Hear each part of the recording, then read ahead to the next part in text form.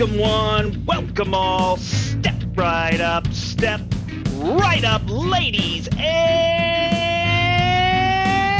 gentlemen. Portal Gaming Podcast, episode number 164 is coming at you right now. Howdy, everybody. Portal Game Podcast is a podcast brought to you by a store called The Portal, which is located in Manchester, Connecticut. For more information, you can log on to www.theportalct.com. You can check us out on Facebook, The Portal.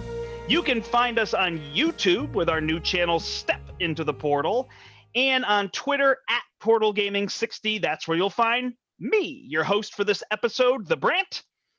Portal Game Podcast is a proud member of the Dice Tower Network.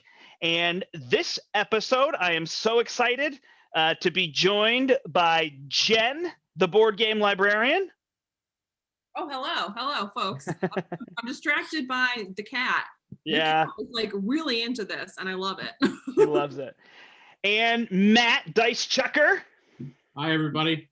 And together they make the Literary Gamers. So you can check out their channel, the Literary Gamers, on YouTube, where they review games, they review books. And you do, Matt, you do the mash bill. Tell us what that is.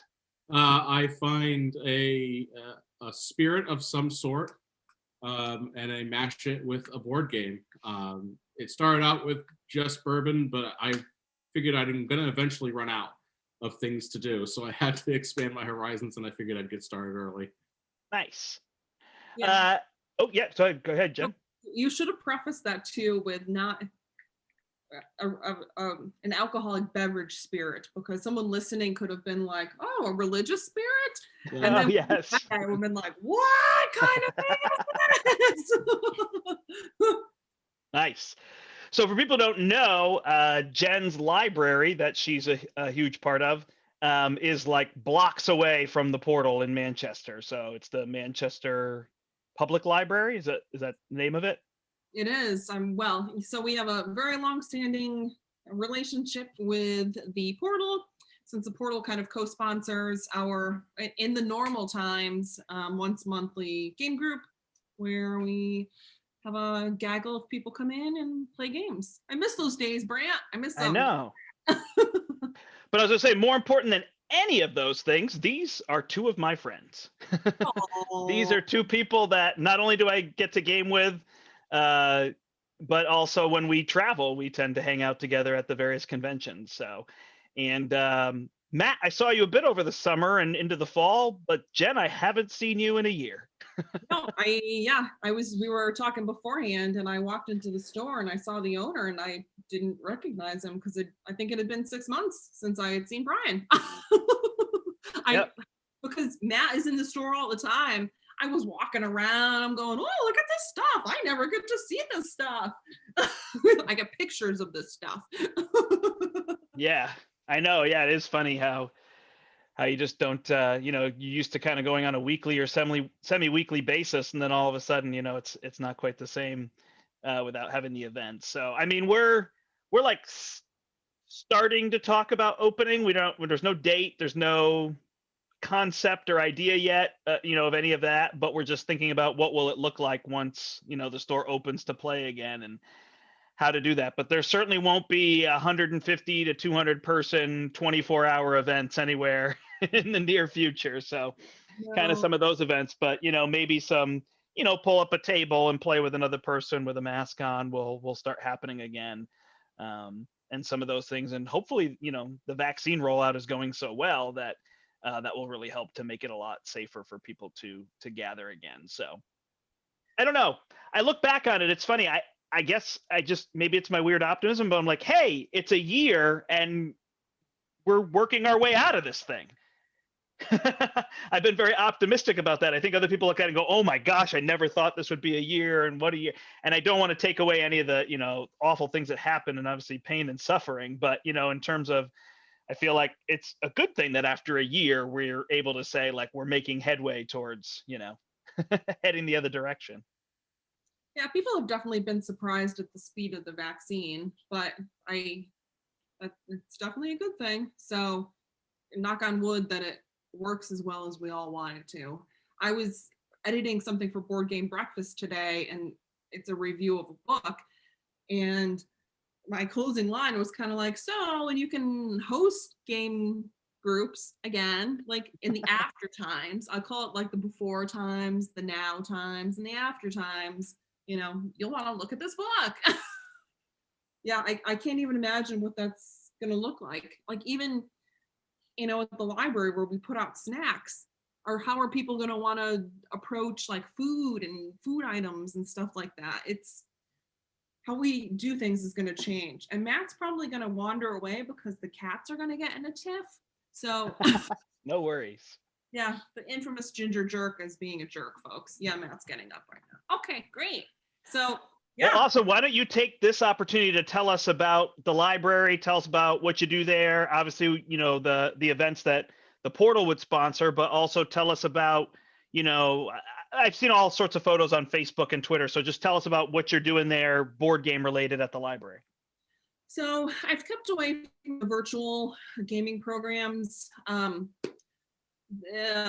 a variety of reasons, but our circulating board game collection that we have at the Manchester Public Library has been, the statistics are just like mind-blowing. So we, at the end of every month, compile a category statistic, and we base it from like February to February. We do a look back on a year. And our children's board games in particular were 101% more popular than they were last year. Wow. which that is very consistent, and it's been rising. Adult board games were down a little bit to 35% more popular than they were last year, but even so, that's like a pretty significant increase. So I think people, and it's the same with at the store. People are looking for things to do inside with their families, with their children, with couples, and they want those free activities, or activities that they can purchase and do over and over again, that are meaningful and getting their kids away from the screens, because kids are in front of screens all day long sometimes. So yeah, the board game collection continues to be more popular. I've officially run out of room. We have like 400 games now. It's wow. Wow. And I was saying before we started airing that we were at the store, the portal, yesterday, my coworker and I, and we spent like $300 on new children's games. So we're always getting new stuff, and it's good. It's good that is busy. That makes me happy. Yeah, for sure. Yeah, it just shows you the value of a library. Like people think, oh, I go over there for books, but there's so much more to a library than books, right? It's a community center, it's a meeting place, it's a source of not only knowledge and information, access to technology, but just access to fun for the family, right? Whether it be movies or games or activities or take home crafts, right? All those kind of things. Yeah, and we've done a lot of that. Last week, I had posted in a couple of groups, but I had a variety of donations that had come in from the summer. And for whatever reason, I don't put everything that everyone donates into the collection. Like, flat out, I'll never put Cards Against Humanity in the collection. Right. I no. But sometimes people donate mass market stuff, or just stuff that isn't appropriate. And so we do, like, we wrap up the board games and we say, 2 to 4 players, worker placement game. And we had a huge giveaway of a huge cart full of board games, and they were gone within like 4 days. Wow. Yeah, I saw that picture not too long ago. My favorite was the one where you said, was it 2 to 4 players caused Kickstarter lawsuit? And I was like, oh, there's Doom that came to Atlantic City. And it was Doom that came to Atlantic City. Nice. So, when people make donations, I do, for the most part, try to put them in the collection. But, I try to repurpose it as like a free giveaway for the community. In one way or the other, it's going to benefit the community that I work for. And if people keep it or not, that's totally up to them. Oh, yeah, totally. Nice. What else have you guys been up to? Like, obviously, we're going to talk about games, but what else have you been doing? Well, I've talked a lot, so I'm going to look at Matt, who's wrangled the cats. Yes, they're all set now. I've been doing a lot of book work, doing re-editions. I'd written a series of books, and the main complaint everyone had was it's really heavy to hold at night when I'm trying to read. And so I've cut them up and I'm re-releasing them, streamlined a few things, and working on that. I been doing a lot of painting for Star Wars Legion recently. Yeah, I think it's 3 or 4 pounds. It is pretty big, but there it is. Nice. Yeah. I've got my copy. Yeah, I've been doing a lot of Legion painting. Church. I've been doing a lot of work with church right now because we're into that Lenten season, and now with the announcement of houses of worship can go back to 100%. There's been a lot of meetings and talking right now about what that means, especially going into Easter. Right. Matt, you play organ, correct? Yes, and I'm in charge of all the music groups that happen in the building. That's awesome. I love music so much. Yeah, so how has church been for you? Are a lot of people coming, people staying away, doing virtual stuff? So we just started our church 2 weeks ago. Okay. So we're pretty limited in our capacity. We were typically having 2 services. Now we're just doing 1. And I don't know the restrictions because I'm not exactly responsible for it. But I mean, with social distancing, we end up having about 60 people at a service, I think. And that's kind of including any techs and any musicians. And our band, it's not an organ, it's not a choir, which I guess in the sense that it's not a choir, it's smaller. Now that I think about it, but a band is a decent number of people, 7, 8, 9 people. So that kind of takes up those numbers and whatnot. So there's that. But I've been surprised. Like I was hesitant to go back, but you follow all the guidelines, and I've obviously been in school for an entire year, barring a few times they've had us work from home and whatnot. Yeah. But it's worked. In fact, we had a meeting today, and we were celebrating the fact that we've had, as far as we know, we had 0 transmissions in our school building this year. Wow. No one. So, and I mean, that's not because it doesn't transfer. That's because everybody's following the guidelines. Like our students wear their masks. Our students wipe down their desks. So they've done a really good job. And it's been the same at church. People that just don't want to follow the guidelines, I found that they just end up staying home. Yeah. Because we're actually live streaming our church so people could stay home and watch it live. In fact, so I got my vaccine Saturday. So I played on Sunday morning, but I didn't feel well Saturday night, so I just thought maybe I'm not feeling well Sunday, and I wanted to make sure I was ready to go to school. So I went in, played music, and then drove home, and I lived pretty close. So then I just turned the live stream on when I got home, and I was like, oh, I'm just back at church again. So it was no biggie in terms of all that. Yeah, so. I think things were pretty good at your church. Yep, everything was fairly smooth. And same at the library. I mean, we've been very hardcore about, even when people come into the building and they do the old saggy mask kind of thing, we're on them. We're librarians. We don't take nobody's business. We're living up to the stereotype, okay? But in terms of like sanitizing stuff, all the staff takes it seriously. All the staff, I mean, in terms of travel, I have a coworker who doesn't listen, but that's a story for another day. But, it's good. Yeah, and I'd rather be open than working from home and not serving my community as well as I could be. And you probably felt the same way too. It's just not the same. Right. He's just shaking his head. Yeah. Yeah, I find for teaching, like if I stay home 1 day in a week and I do some stuff, it's okay. But if I stay, like I was home from Thanksgiving till January 15th. And I went into my building 2 days in December. So I got quarantined right before Thanksgiving, then they kept us home, the whole school, because of people gathering for Thanksgiving. Then I went back early December. Then I got quarantined all the way through. And then they kept us, and then it was vacation. And then, so I was out of the building for, it must have been 7 weeks. And that first week back of 2021, the motivation to teach was so hard. Having been home for 6 weeks, it was very hard to just, and as soon as I got to go back in the building, I'm like dancing around and all excited. And I know some people have enjoyed being home, but I just, I get it. And I want everybody to be safe, but being a teacher in person is so different.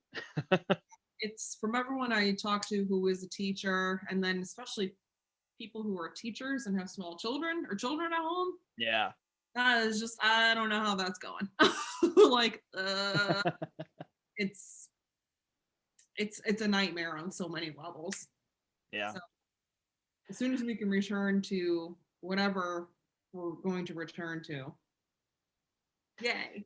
Yeah, and some things are funny, right? Like you hear about the vaccine, and so then people are kind of questioning, and I don't find it weird to be like, oh, the vaccine came really fast. Maybe I'll just wait on that a minute, right? But then you saw people taking it, and I'm like, okay, I'm ready. Like let's take the vaccine.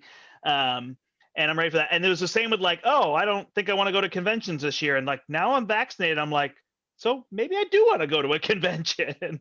I don't know how large of something. It would be nice to do a more like a con or something that we had, or even like VonnerCon in a different space, is even what I was thinking, not necessarily in my home, but what if VonnerCon could be, in a bigger room somewhere or something, where people could spread out a little bit more. But, if people were safe and social distancing and, vaccinated, I'm like, I wouldn't mind, doing some of these things with people. So it's interesting how your mindset changes as you, settle into things. So we've definitely talked about PAX U.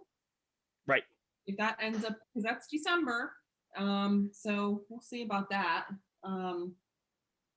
But yeah, people we're looking at each other like, Gen Con? Yeah, no, that ain't happening. Just, right. Oh, no. Yeah, we'll see. We'll see for sure. Did you notice anything changing in your gaming? I guess there's the obvious, playing a lot more 2-player games. Although that was probably somewhat normal for both of you to begin with, right? It was. I tried more solo games. There you go. Before. And it was more solo modes of games too. I really enjoyed Dune Imperium solo mode. Mm-hmm.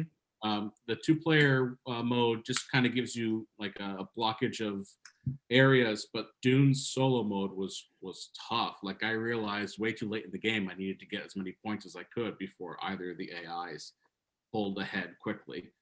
So right. I liked Lost Ruins of Arnak solo, but Dune edged it out just a little bit more because I was playing against 2 different AIs, both with 2 different major special abilities. So it really was well done. Yeah, I mean, we're lucky because we have the 2 of us, so we're built in automatically in terms of having people to play with. I felt badly for people who, their spouse or their significant other or children don't play games, so that's a lot of people that are just like pining to play games with other people. And we've had so many people be like, oh, I want to do virtual stuff, and I'm like, no, thank you. Again, because I sit in front of a computer all day long. Right. And to me, the point of gaming is that like in-person interaction. I don't know. Yeah, I basically have played 2 games virtually, and these are the 2 that I continue to play because I enjoy them. I throw a third one in there, which is Just One. Has been fun to just kind of like, let's do this for a half hour, 45 minutes, but because that's about my limit on Zoom calls and stuff. At about 45 minutes, I'm like, I'm good. I've sat here for a while, but Just One, it works. It's just fun.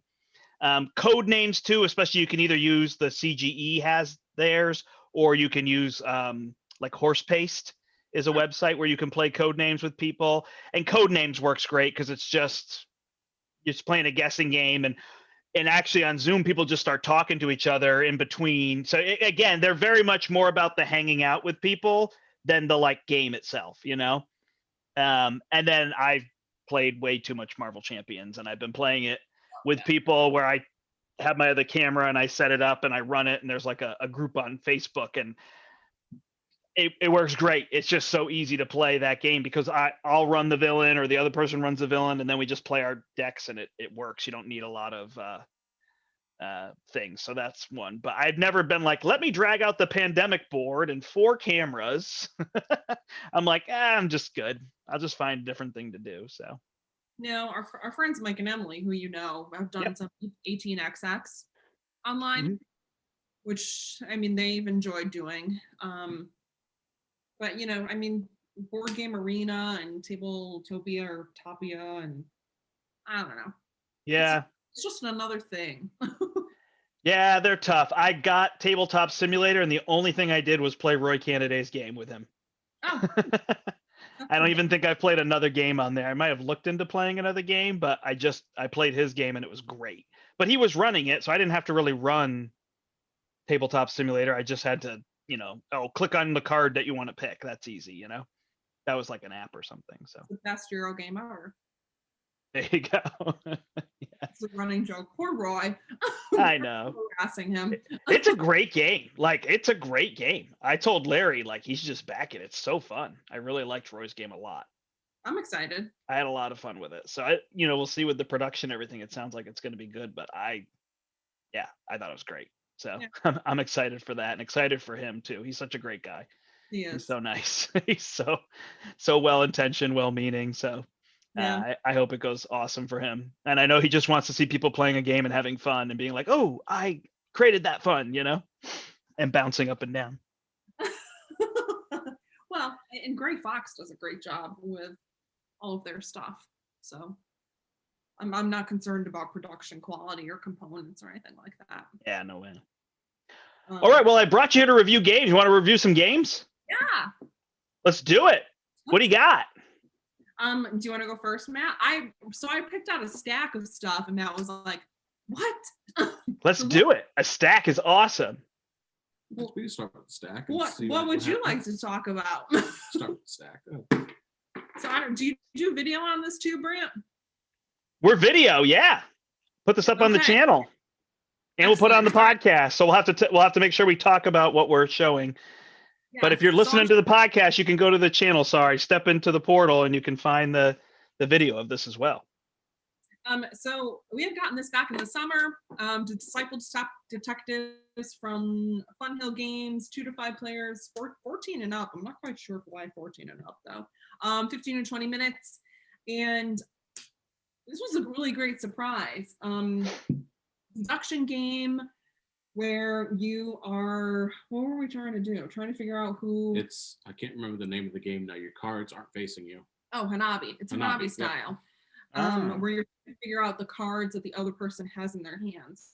So I liked this a lot because I thought in church purposes, if you have a lot of church gaming groups, this is a really great introductory deduction game.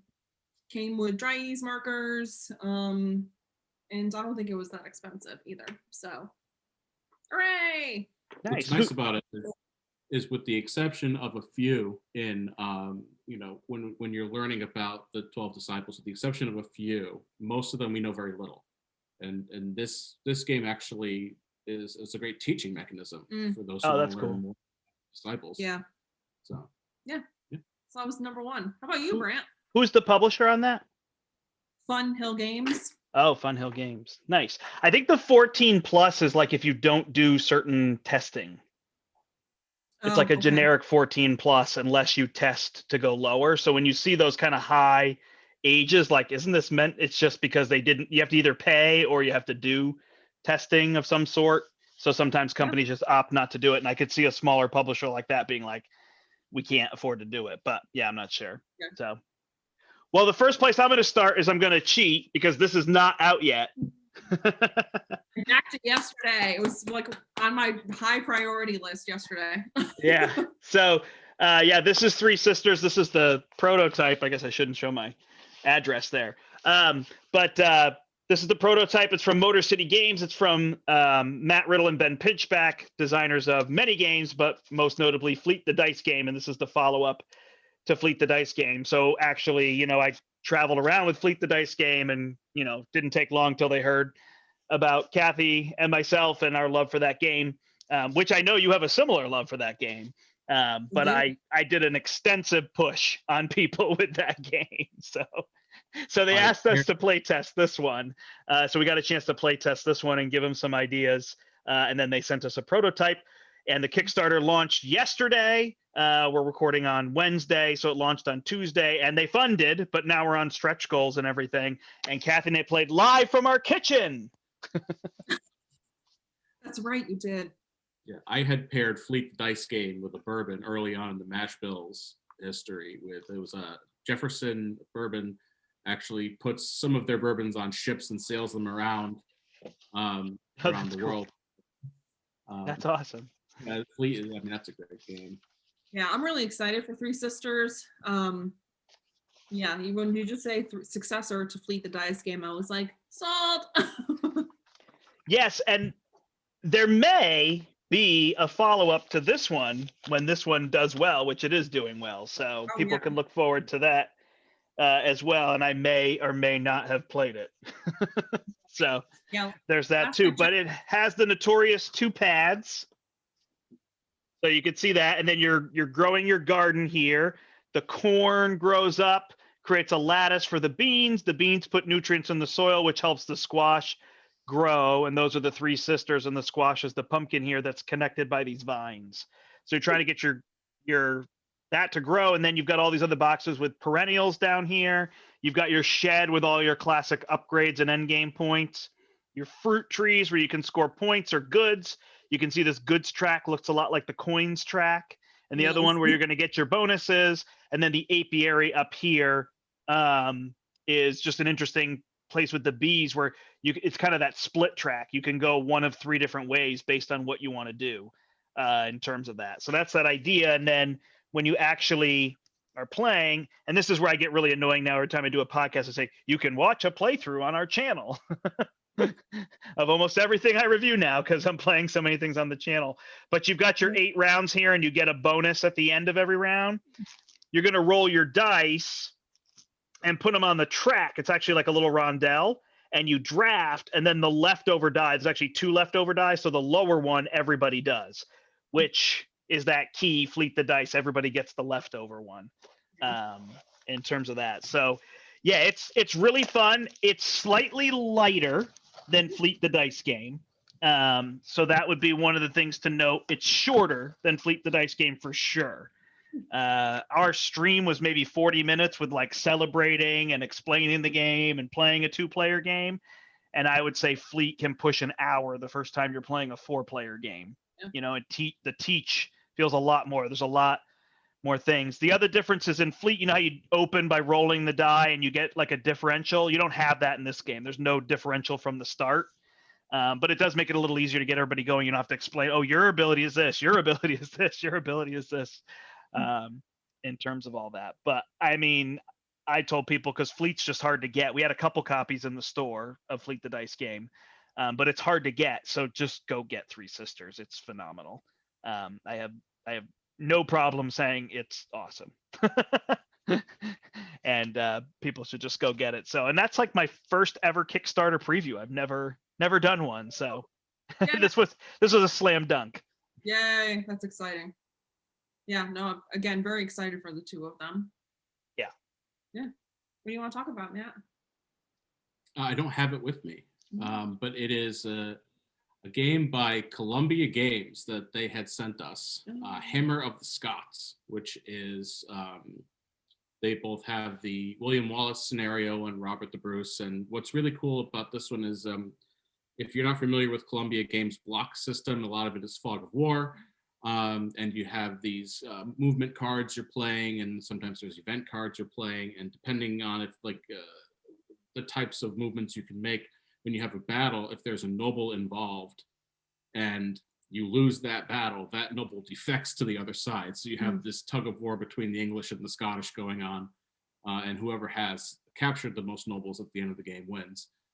Really neat dice combat mechanisms, and a really easy way to keep track of your wounds instead of tables and counters and all that. It's just you're at full strength on the block, and if you get hit once, you move it down one little click to the next wound, and when you have nowhere else to go, the unit is gone. So a nice, easy way to figure it out. So good historical game. Yeah, I need to play a block war game with you sometime. I feel like sometimes what happens is it's hard for you and I to play a 2-player game because when there tends to be more people. So it's figuring that out. But I would like to try. I really would. I'd like to try them. We had a copy of this at the store, and I had tried to learn it, but it's something I like. These block war games, I feel like if somebody taught me, then I'd kind of know that system, like coin games, and it'd be a lot easier to kind of work my way through. But I would totally be down to play it. And I've heard really good things that's one of the best ones of the block war games. Yeah. So it was easy to play. I wasn't so I was playing the Scottish, and it was like the Scottish were at a very clear disadvantage. And Matt talked about that tug of war with the nobles. But I think for me, the block war games are easier to get into when you're a newbie than the chit ones, just because first of all, aesthetically, I don't think they're as nice to look at. And it's a lot on a board too, right? When you have all these hexes and then all these chits, and then Matt was telling me like hardcore people get the tweezers out. Oh yeah. I was gonna say they round the corners. No, they get legit tweezers out to pick up the pieces. Units. And I was like, what? I was like, no, what? So we were joking. We had Fossilis on the table at one point. He pulls out the tweezers from Fossilis, and he's like, "Oh, here we go." Because we had gotten sent a Hex and Shit war game, not too heavy, but still there was one that had a lot of counters on it for. I'll have to show it to you one time. The way that the wound counters work, so confusing, because it can just get out of control. And I'm like, we take the tweezers and we move them one space. Yeah. So this. And I liked the Fog of War stuff too. Yes. That was interesting. So have you guys played any coin games? So we tried playing Pendragon, and that's like the biggest one. Yeah. So that was a mistake. I don't know. So the problem really is that we play 95% of the time 2 players. And with a coin game, like you really need 4 people. Andean Abyss, is that the one? That one's 2-player, or is it the Celtic War one? Not Gaelic War. Falling Skies might be the 2-player. I think Falling Skies might be the 2-player one. There's a specific 2-player one. You're right though. I think Cuba de Libre is the easiest one to start with. It's pretty straightforward, but yeah, you can't. You're right. It's got to be 3 or 4 player. Yeah. You've got to get that tension in there of other people are affecting. They're great. Yeah. I assume you've played Root. Yeah, I played Root with Matt. So that's that light version of the coin game, where everybody's interacting and we'll work together until. Yeah. So it's kind of set up on that. I really want to play Fire in the Lake because we don't have any Vietnam games. Like there's no Vietnam games out there, and I'm not going to buy a coin game that we're never going to play. It's ridiculous in our house. Yeah. So if anyone out there has Fire in the Lake and wants to play with the 3 of us, there you go. I know somebody who has it. You do? Brian. He's got everything. He's got everything. Yeah. I played solo Fire in the Lake. And it's pretty easy. I can't remember what they're called. There's these like travel or command line that they add this other element into the game that was a little trickier to wrap your head around, and it's longer. Pendragon I played solo, and I think it took me 3 days and 10 hours to get through. Fire in the Lake I played 1 day, 2 sessions, about 4 hours. Yeah. So that was more reasonable, again, with all those bots and everything. Yeah. But again, you probably want more people. The other one I really like is Combat Commander. I don't know if you've played that. No. Really enjoy that one. That's a chit, and it's like, Yeah, you just have to get it down. Once you get the system, it's very card driven to the point where you don't even roll dice. You flip cards to roll the dice, and the dice are on the bottom corner. Yeah.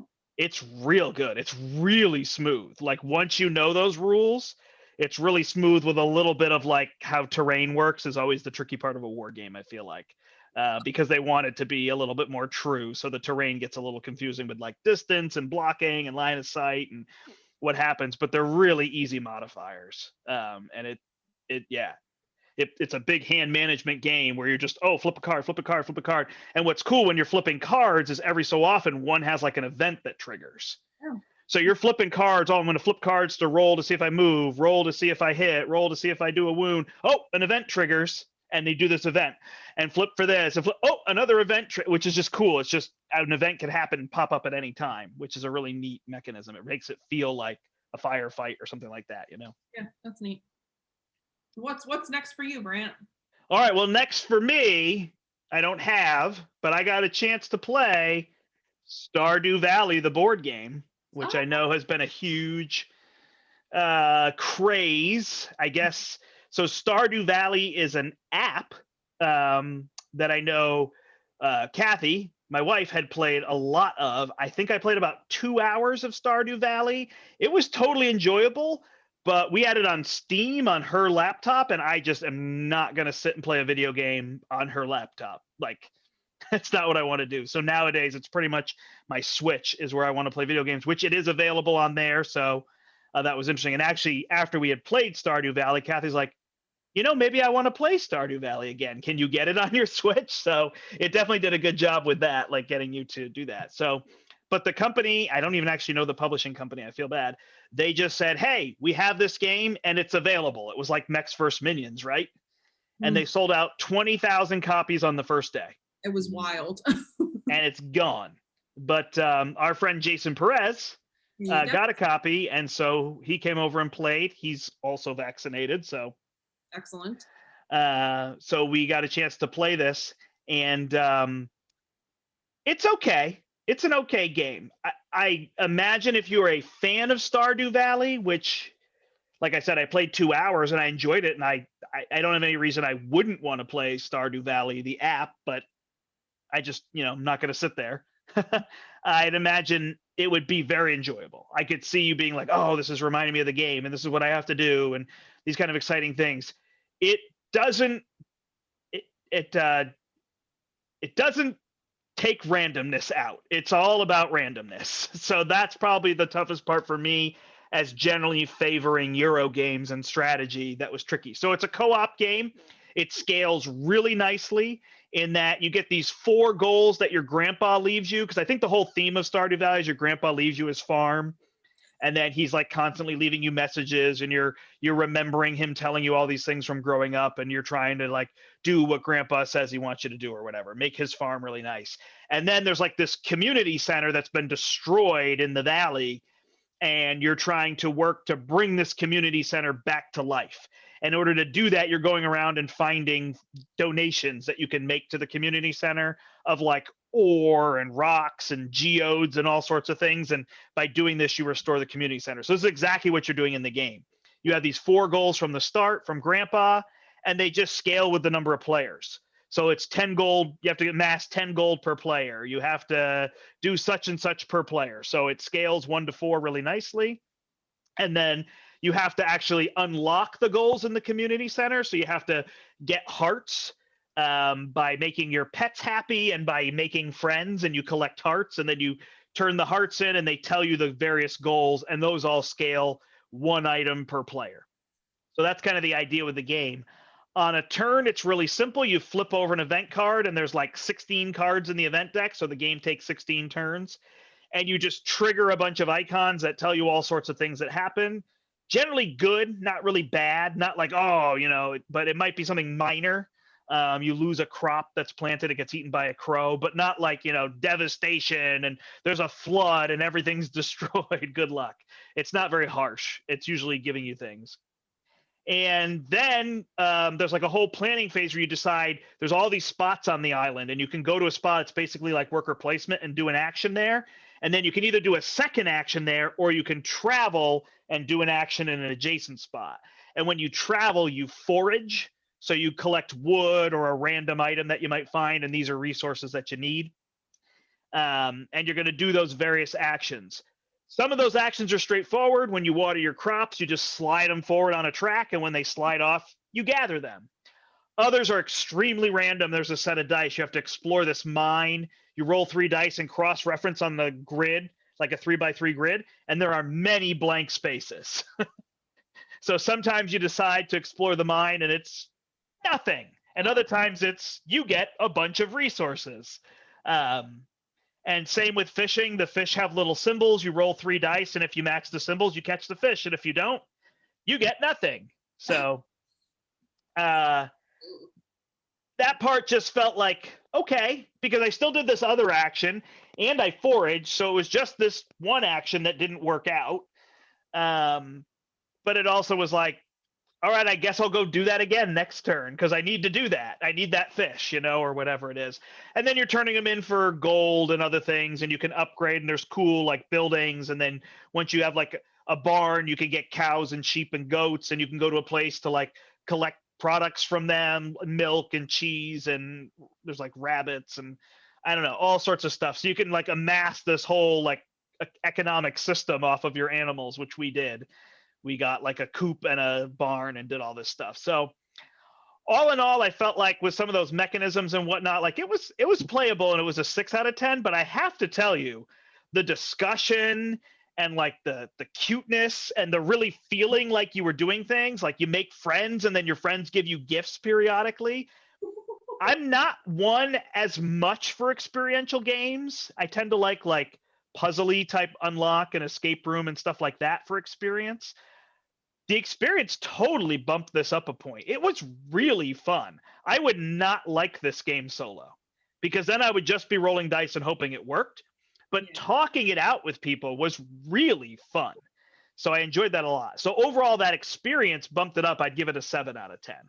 So I would be willing to play it, but I wouldn't be the person to bring it to the table. Yeah, that's good. That's interesting. I know everyone's talking about it right now. Yeah. Yeah, again, I think if you're a Stardew Valley fan, it's going to be a no-brainer. You're going to love it. Or like if you like co-ops a lot, I could see that being a thing. But other than that, I would say there's no reason to, pay too much money for it. I don't know that the game is that good. It's got much more of a nostalgic factor. But that experience was really fun. Like it did not have the alpha gamer thing. It was just, what do we want to do? And what are you going to go do? Ooh, maybe I could do that. You could do this. Oh, I could help you out. And that was really fun to just work together. So it was a long explanation. I've seen some of the aftermarket prices on this already. And I'm like, oh. Yeah. Yeah. That's ridiculous. And I think there's a second printing like on its way. So yeah. I don't know the publisher. I don't remember their names, but Stardew Valley, the board game. Excellent. You want to do this one next? Oh, yeah. You want to talk about it? Well, the two of us can talk about it. So also from Fun Hill Games is Wisdom of Solomon. I'm going to try to squish it in between the... a worker placement, 1 to 5 players, 30 minutes, again, 14 and up, like probably not 14 and up. So you're basically trying to expand Solomon's influence and rebuild the Temple of Solomon. So we were sent 3 games by Fun Hill Games. The one game that we don't have in here was excellent. That was Kings of Israel. It's a pandemic style game. But the way that the events happen and everything is just it's really interesting to see how it all plays out. And that one, like I said, a pandemic style. Disciple Detective had very much a Hanabi style. This one has very much a worker placement. But I think this is a great game for people who have never played a worker placement game before. Gotcha. Yeah, go ahead. It was pretty ho-hum. Mm-hmm. I always feel bad saying that about games because, we know designers personally, and you never want to hurt anyone's feelings, right? Because, right. But it was, I loved the concept, you're rebuilding Solomon's temple. And I love that this company's whole purpose is to do religious board games. I like that. We love commissioned, love commissioned. And I think for people who are religious or enjoy religious history, They're gonna love that's it. great. Anytime you can get someone into board gamings with their interest, sold.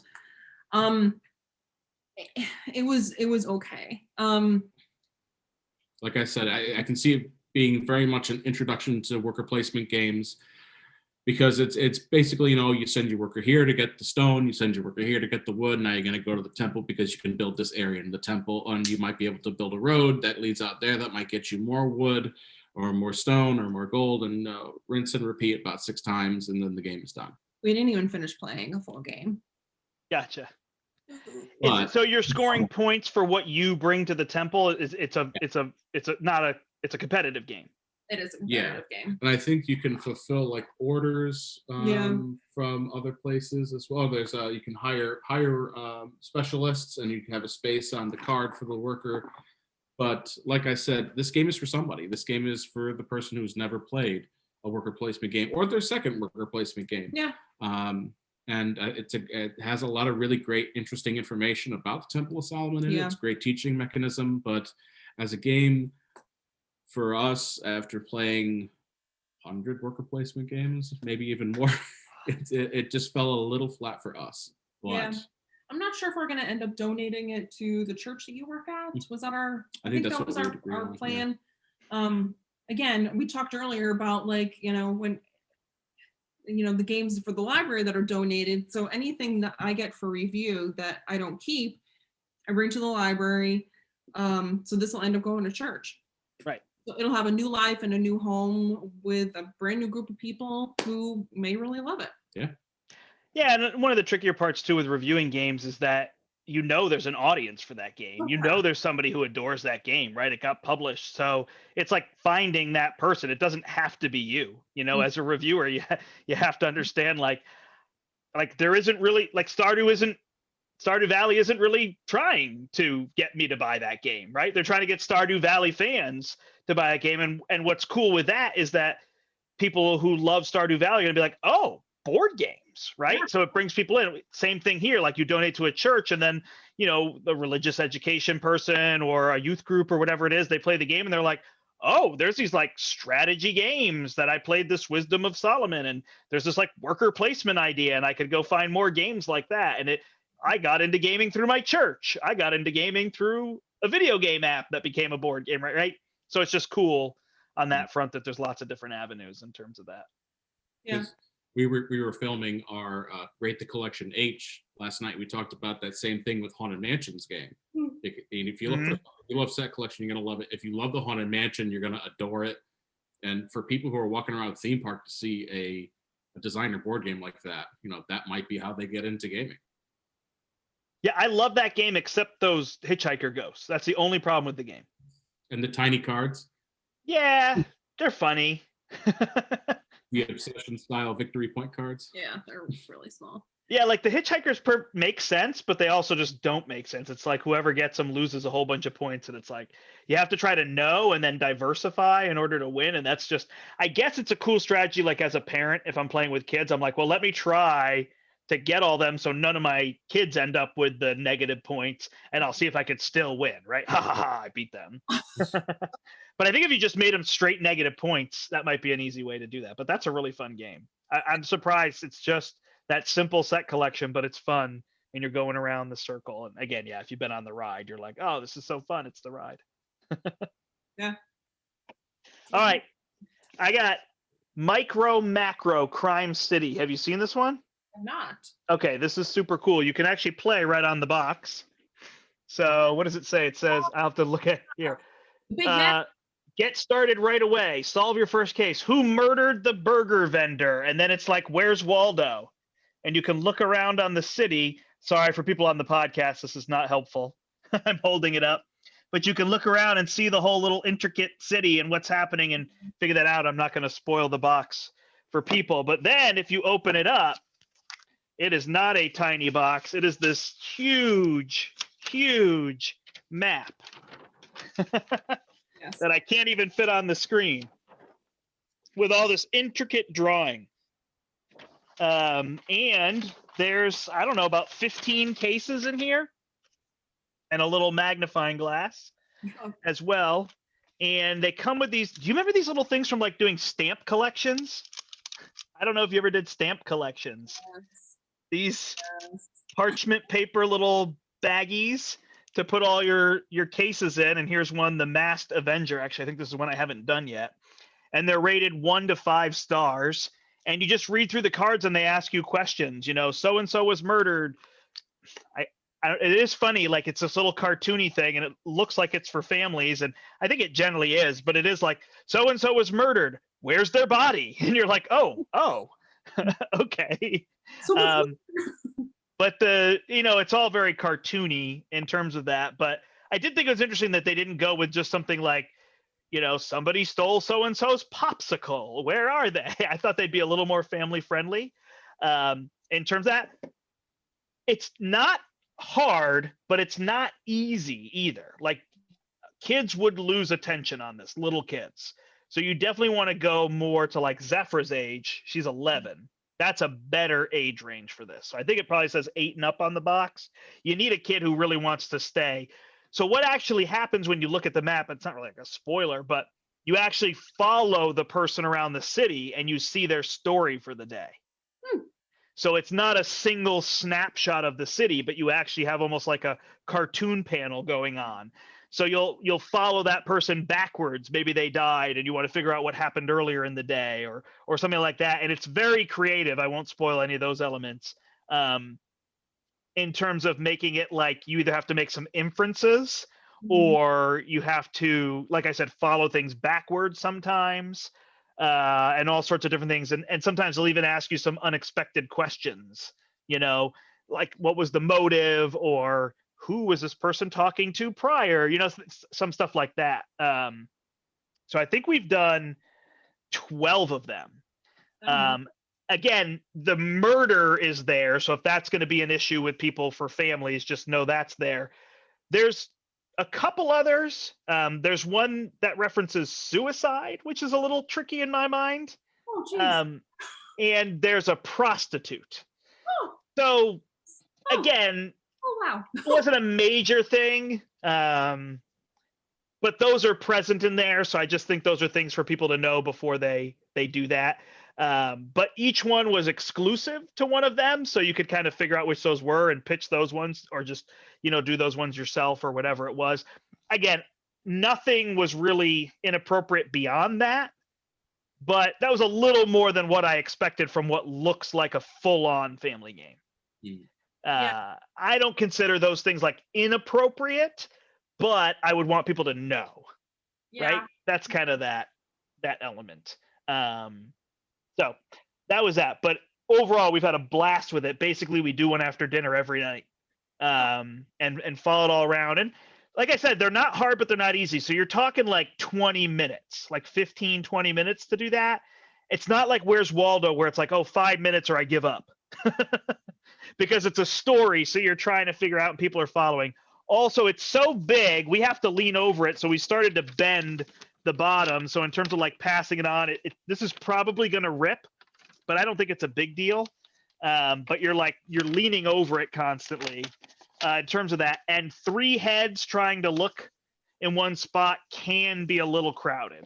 So it's probably going to work best at 2 in terms of that. But if you can be a little patient, hey, why don't you look there? I'll try to look over here. Oh, it's definitely over there. You guys look. Okay, now we're on the next question. Let me kind of look, and we kind of work it like that. But it's really enjoyable. I hope they come up with more of these, maybe make a little bit more family-friendly version of it, and make some that are like a little bit harder. I'd love to have some that took like 30 to 45 minutes and had you make some pretty good, like detective-like leaps would be really fun. So I could definitely see they kind of kept this middle of the road, but I could see them making more of these. The publisher is Pegasus Spiel, who now distributes in the North America. So we used to have to bring all their games in. Yeah. No, as soon as you opened it up, I've seen people on Twitter talking about it, and they're holding the map out, and it's ginormous. It's a huge. Yeah.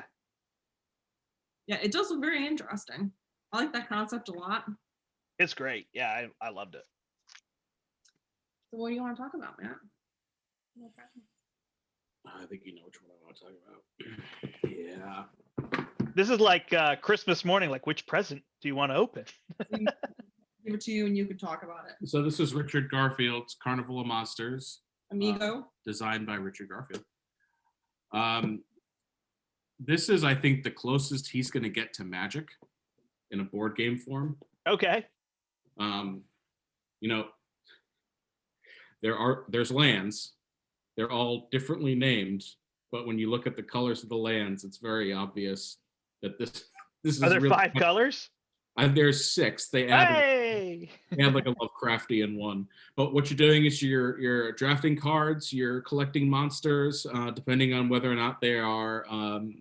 Sometimes you have to have like extra amounts to hold them because they're dangerous, highly dangerous, and there's dice that you can roll. You might get some resources for it, but you're looking to guarantee it. So you need to have employees to make sure that you have enough to make sure that the monsters are taken care of. And then it's kind of got like this early 1930s feel to it, I would say.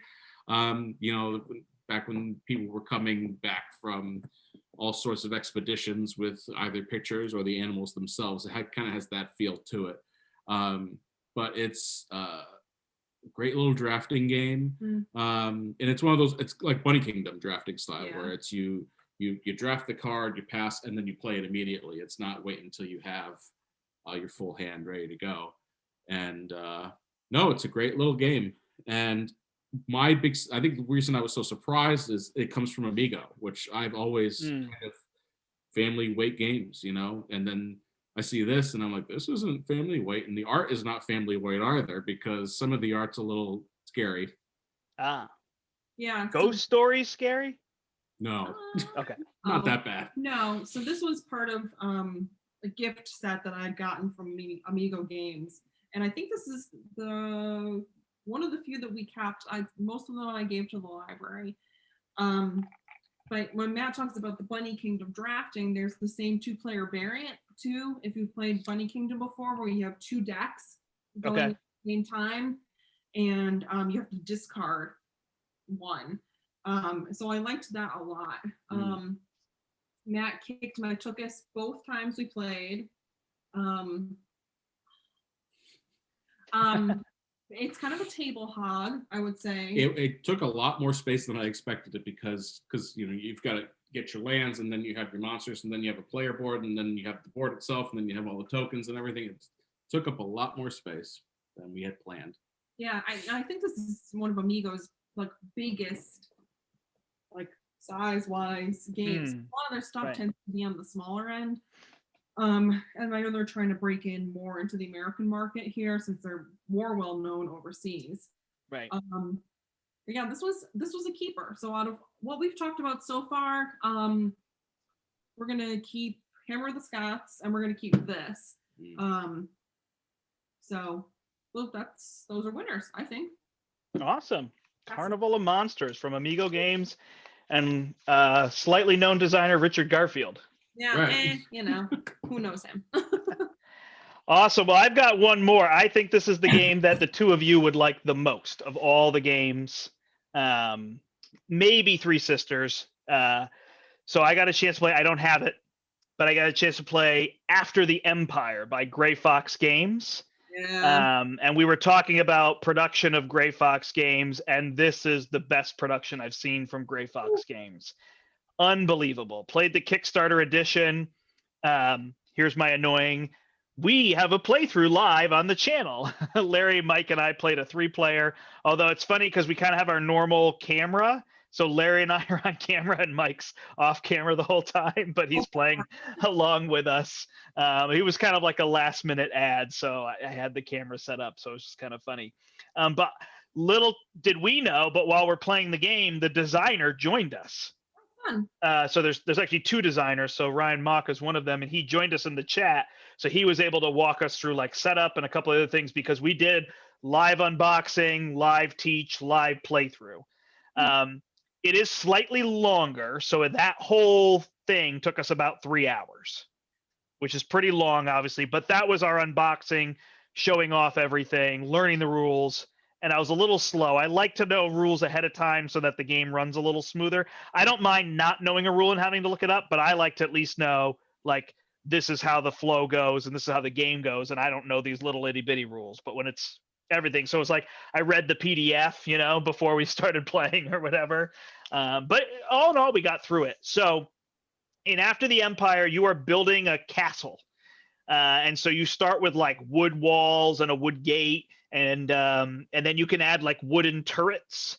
And basically, you have your 4 sides of your castle that you're trying to defend from invaders that'll come in over 7 rounds. So it sounds like a big old like war game or something, but it's really a Euro. So you're gonna worker place, and you can worker place even either in your own castle there are spaces, or you can kind of compete for the spaces out on the board. And you can hire new soldiers who you then have to feed at the end of the round, or you can hire mercenaries who you don't have to feed, but they go away. So you can get more mercenaries than soldiers. So if you just need a temporary boost, you can recruit, you can build extra buildings, like a silo or something to store food, all sorts of buildings that give you bonuses. You can bring in refugees who will give you bonuses, so you can kind of bring them into your city to protect them. And then you can add turrets, which will fight off the attackers, as well as you can upgrade your walls to stone, which significantly improves their defense. So if I remember correctly, wood sides could take like 3 damage, but stone can take like 6 or 7. And you can also make stone turrets, and the stone things can't actually be destroyed. I think they can only be knocked down, and then the stone turrets can't be shut down. The walls might be able to be destroyed. So you're doing all this worker placement, and you're building all these things up, and then the invaders come at the end of the round. So you flip over cards, and the cards are cool because they're square. I don't know. I'm trying to think of like, just a perfectly square card, and they can be rotated any which way. So when you actually get them, you have to shuffle them and rotate them. And it'll show you the invaders are attacking from this side. And the other cool part is everybody orients their castle however they're sitting. And then that card gets flipped, and it's however it's oriented towards you. So if we're sitting across the table from each other and I get attacked from the left side, you're getting attacked from the right side. But the person sitting on the end of the table is getting attacked straight on from the front, right? Like, because it's however you're, which is just a cool element that everybody can be kind of different in terms of that. I mean, there's 4 sides, so at the end of the day, it's not really, there's not a major difference, but you do have a gate, which is a slightly weaker side. So that can happen. So these invaders come out, and the whole game is about amassing gold. And so the more gold you have, the more susceptible you are to invaders. So a card might say, oh, if you have, the 0 threshold, or actually the threshold might be like, if you have 5 gold, you get attacked. If you don't have 5 gold, you don't get any invaders from that card. And then it might say when you get to 20 gold and when you get to 35 gold or something like that. So the more gold you have, the more invaders you're going to get. And there's archers, and there's like swordsmen that attack, and the archers will damage your people on the walls, and you can put your soldiers. There's a whole round, which eventually everybody does simultaneously. But then there's one siege card that gets flipped over, and whoever's in the lead has a chance of being attacked for even more. So you're trying to find ways to have a good amount of gold, but not the most gold, so that you don't necessarily get attacked. And it's not always devastating. But then you're planning all that. So that's that one part that I don't know. I've had one play. It could end up that the randomness of those invaders, because there's one you can always see, but the rest get flipped over. And I think it's anywhere from like 2 to 5 invader cards in each round. I could see a situation where like it's just so random and you could plan for everything but that. But it didn't come up in our game. In fact, I ended up winning by just barely staying alive at the end.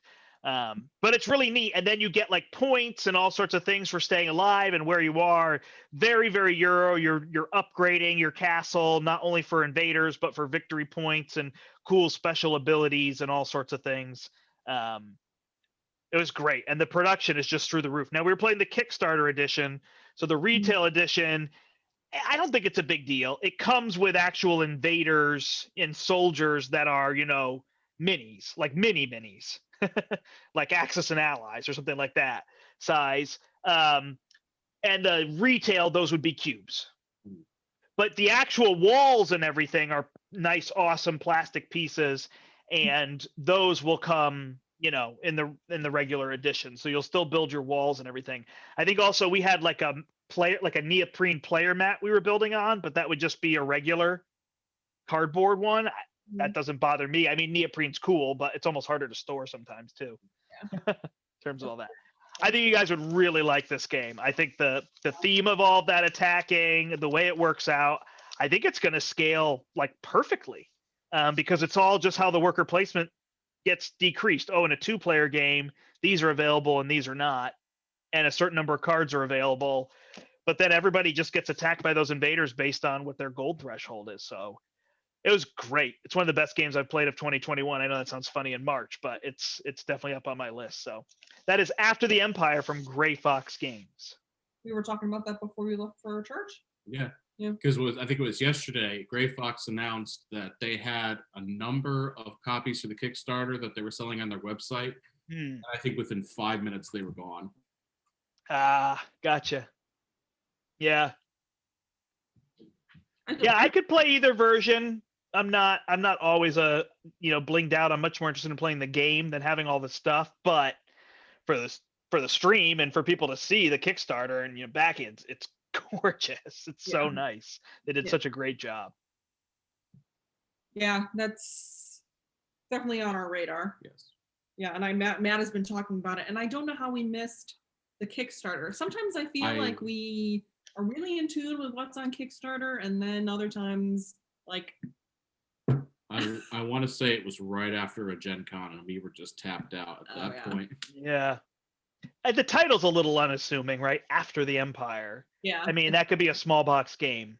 I don't mean to, whichever, it's fine, but it's not something. I feel like it's not until you see those castle walls that you'd like, oh, what's this? Yeah. And it didn't sell me. Like, I didn't know. We could have been building castle walls and like dexterity flinging things at each other, which would be fun. It'd be funny, but it's not necessarily. But it wasn't until I got to play that and really see some of the clever designs. And the rulebook was fine. It's a very good rulebook, but there are some things that were in specific places and not in other places. Oh no!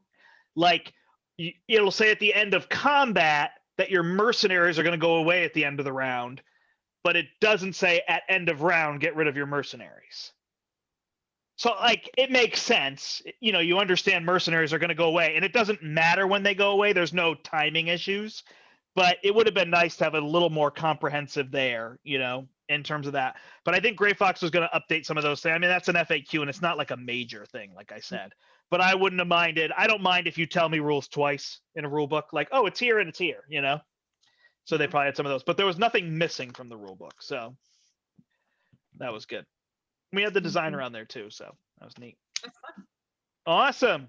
You got anything else, or are we done? I'll just hold them up and I'll say that we're gonna do them. I'll do like a drive-by. Space Explorers 25th Century Games, is that what that is? It is. Yes. I'll do a full-blown review, I guess, and then Kingswood. Oh yeah, nice. Sorry for podcast people. Yeah. Who is that? Is that Zoc? That is 25th. It's also 25th Century. Yep, it's Henry Autobahn design, and then Heroes Welcome, Pencil First Games. Oh, nice. So I can take a look for those. And I'm sorry, Brandt, that I've yawned 1,000 times. It's okay. I've been up a long time, and I'm starting to fade. It's not, I promise. Oh, I'm not worried about it. I hear you too. 9 o'clock is my witching hour, so that's what happens. Just quickly, have you played is it Skulk Island? Is that the name of it from Pencil First? Yeah, we liked that one. That might be one of our Skulk Hollow. That's what it is. Yeah, excellent production on it. I think it might be our favorite from Pencil First. From them, yeah, but it's not our favorite, Keith. No, it's Keith Mateka, I think Becca. that's how you say his last name. Role player is yeah. my favorite from him. so. Mateja? I think it's Mateja. Yeah. I think it's weird. Yeah. Yeah, it's not how I'm sure he goes with all sorts of pronunciations in terms of that. Really nice guy. Talked to him at Gen Con. I always want to say last year. It's like, nope, 2 years ago. Yeah, at this point now, right? Ugh. Yeah. Yeah, he designed that for Pencil First, but then he owns Thunderworks.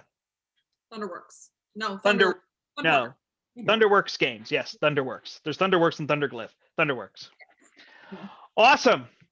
Well, it was so good to talk to you. Thank you. And hopefully we'll see each other sooner than later, especially with warmer weather and all sorts of things. I wish you both well, and we'll try to find a way to share some of the games and get a chance to play some of these things that we haven't played of each other's and whatnot. Jen, where can people find both of you? Sorry. Oh, that's so we're on Facebook at the Board Game Librarian. I'm on Twitter, boardgame_librarian. Find us on YouTube, the Literary Gamers. We're eventually going to do more book reviews. We're going to do that. The librarian should do that, shouldn't she? Absolutely. And I'm on Instagram, the Board Game Librarian, and Matt is the Dice Chucker. Well, not the Dice Chucker, just Dice Chucker. Dice.chucker.